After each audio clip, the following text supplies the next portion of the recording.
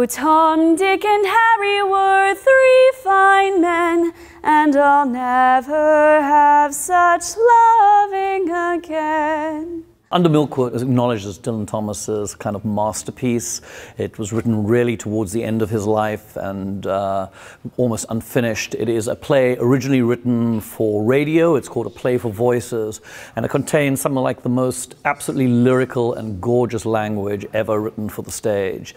And what we're doing is taking this play that is supposed to be written only to be heard and try stage it, so to give it a visual component as well, which is a really tricky balance, figuring out how much you illustrate, how much you not illustrate, and while still allowing the text to really flourish. And for students, it's a really great opportunity to deal with poetic text that is unbelievably rich and resonant in a kind of very theatrical way.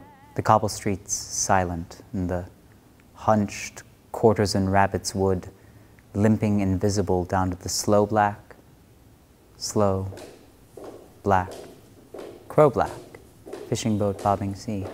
I think the challenges in mounting Under Milkwood are really everything to do with that the text gives you so much that if you take that text and then try actually put it on stage in some sort of physical form, you end up having to make decisions about what you do, whether you illustrate something, whether you play against the text, and how you present all these hundreds of characters that make momentary appearances in this really wonderful, wonderful, rich language.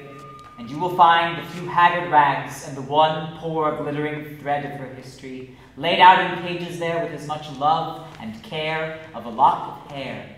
Oh, it's a gift to work with the students. To work with students at the U of R, they are so alert, they are so smart, they bring such passion and energy to the work they do, and they make choices that are really kind of vivid and wonderful, and they also really take advantage of the opportunity to really improve and sort of master skills. It's willy-nilly, knocking at Bayview.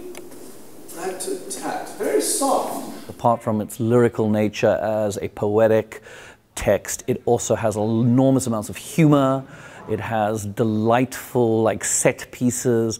The characters are super vivid, and I think it's a really approachable and interesting and joyous piece of theater. And I hope the audiences will really be able to respond to that and really understand what made Dylan Thomas one of the great lyrical poets, and one could say the last romantic poet of the 20th century. Reiser was the man for